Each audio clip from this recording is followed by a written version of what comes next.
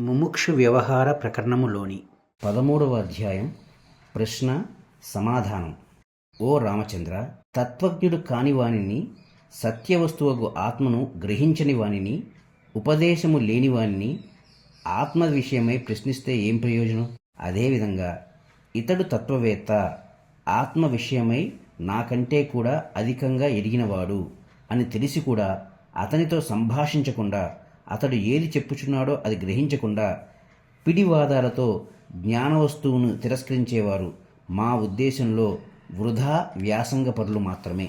ప్రశ్నించువాడు లేదా పృచ్ఛకుడు ఎలా ఉండాలో చెబుతాను విను. ప్రశ్నించే ముందు మనం ప్రశ్నించువాని జ్ఞాన విజ్ఞాన స్థితులను చక్కగా గ్రహించి ఉండాలి. ఇతడు ఇట్టి విషయమై పండితుడు అని నిర్ణయించుకున్న తరువాత ప్రశ్నించాలి. ఎట్టి అనుకూలమైన ప్రశ్నచే అతని వాస్తవమైన అభిప్రాయం మనకు లభిస్తుందో అది గ్రహించి ఉండాలి.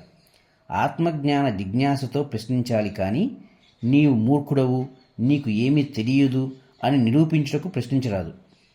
ఒకనికి తెలియదని భావించినప్పుడు మనకు కావలసిన ఆత్మ సమాచారం లభించే మరొక వ్యక్తి కోసం అన్వేషించుటచే కాలం సద్వినియోగమవుతుంది. మనలోని అహంకార మమకారములే ఇతరుల దోషములను ఎంచుటకు ప్రేరేపిస్తాయి అనే విషయం మనం మరువరాదు. అజ్ఞుడైన వానిని ప్రశ్నించి అంతటితో ఆత్మవిచార విషయమై దురభిప్రాయములు సమకూర్చుకుని ఉత్తమ జ్ఞానము తిరస్కరించువాడు మా దృష్టిలో మూర్ఖుడు మాత్రమే. అతడు పరమార్థ జ్ఞానం ఎట్లా పొందుతాడు? ఇక సమాధానం ఇచ్చేవాడు ఎలా ఉండాలో చెప్తాను విను. నన్ను ప్రశ్నించుచున్న ఇతడి పూర్వాపరములు ఏమిటి? ఇతని మనోదోషములు ఎటువంటివి? ఏ ఉద్దేశ్యంతో, ఏమి కోరి ప్రశ్నిస్తున్నాడు? ఏ విధమైన వాక్యములు, దృష్టాంతములు అతనిని ఉద్వేగరహితునిగా, సత్యోన్ముఖునిగా చేస్తాయి? ఇతని అవధారణ సామర్థ్యం ఎట్టిది?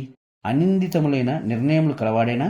నూతనమైన ఉన్నత సత్యమును అంగీకరించి ఆకలింపు చేసుకోగలడా అని వితర్కించుకుని అప్పుడు ప్రశ్నించేవానికి తగినట్లుగా సమాధానం ఇవ్వాలి. పశు స్వభావుడగు అధమునకు ఏమీ చెప్పకపోవటే మంచిది. ప్రశ్నించేవాని సామర్థ్యం విచారించకుండా ఉపదేశం ఇవ్వటం చెవిటివాని ముందు శంఖం పూరించటం వంటిదే కాకుండా అతనిని తికమకపరచడమే అవుతుంది. ఓ రామచంద్ర, నీవు సద్గుణశీలివి, సాత్విక వైరాగ్యం ఆశ్రయించిన వాడవు, సద్గుణ పక్షపాతివి. అట్టి నీవు ప్రశ్నిస్తున్నావు. ఇక నేను బ్రహ్మదేవునిచే బోధ కొరకు నిర్ణయించబడినవాడను. లోక కళ్యాణం మాత్రమే శిష్యుల నుండి ప్రతిఫలంగా కోరుకునేవాడిని. కాబట్టి మన ఇద్దరి ఈ గురు శిష్య సంయోగం మధురమే కానున్నది. ఓ రాఘవ, నీవు శబ్దార్థ జ్ఞానమునందు మహానిపుణుడవు. నేను చెప్పబోవు దానిని ఇది అనుభవపూర్వకముగు తత్వము అను భావన, గౌరవం, ఉత్తమ విశ్వాసము కలిగియుండుము. ఎందుకంటావా? మేము అనేక సంవత్సరములు సత్యము కొరకు అన్వేషించాం. తపోధ్యానాదులచే మనస్సును పరిపక్వం చేసుకుని ఆపై శాస్త్ర విషయాలు పరిశీలించాం. అనేక మంది ఉత్తమ జ్ఞానులతో కూడి దీర్ఘకాలం విచారణ చేశాం. సత్యము ఇది అనే నిర్ణయానికి వచ్చాం. అందుచేత మా వాక్యములపై కొంత విశ్వాసము కలిగి ఉండటం ఉచితమే కదా. అప్పుడే ఉత్కృష్టమైన ప్రయోజనం ఉంటుందని నా అభిప్రాయం. విశ్వాసం లేని వైద్యుని వద్ద ఉపశమనం కష్టమగునట్లే గురువుపై విశ్వాసం లేని చోట అవగాహన ఏర్పడటం అసాధ్యం. నాయనా రామ, నీవు మహామతివి, అకారణ విరక్తుడవు, స్వవిచారణచే జీవుల గతిని గ్రహించిన వాడవు. ఈ జీవితము అనబడు దానిని ఇందలి జన్మ మృత్యు జరా దుఃఖాది దోషములతో సహా సమగ్రంగా చూస్తున్నావు. నీ వంటి శిష్యులు లభించడం కూడా మాకు సంతోషకరమైన విషయమే. శుభ్రమైన వస్త్రమునకు స్వల్ప ప్రయత్నంతో చక్కగా రంగు అంటుతుంది కదా. ఈ నా బోధ సులభంగా నీ యందు ప్రవేశించి అంకితము, సుస్థిరము, పవిత్రము కాగలదని నేను భావిస్తున్నాను.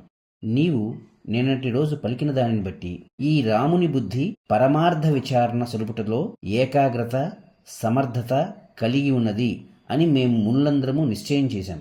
సూర్యకాంతి నిర్మల జలంలో ప్రవేశించినట్లు నేను ప్రతిపాదించబోయే తత్వార్థము అకృత్రిమంగా, స్వభావసిద్ధంగా, సుందరంగా నీ హృదయంలోనికి ప్రవేశించునుగాక.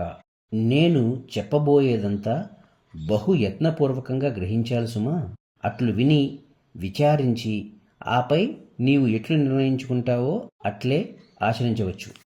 ఆయా సందర్భాలలో మమ్ములను ప్రశ్నించవచ్చు. అయితే అనుమాన నివృత్తి కొరకు ఆత్మజ్ఞాన సముపార్జనయే లక్ష్యముగా కలిగి ఉండి ప్రశ్నించాలి.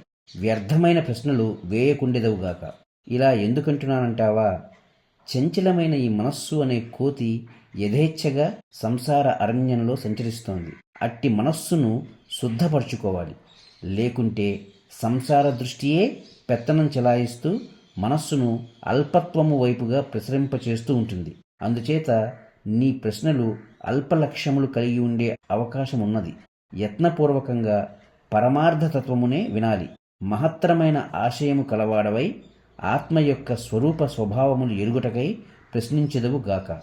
ఓ మానవులారా, ఈ ఆత్మ విచారణ వినటానికి సిద్ధపడుచున్నారు కదా.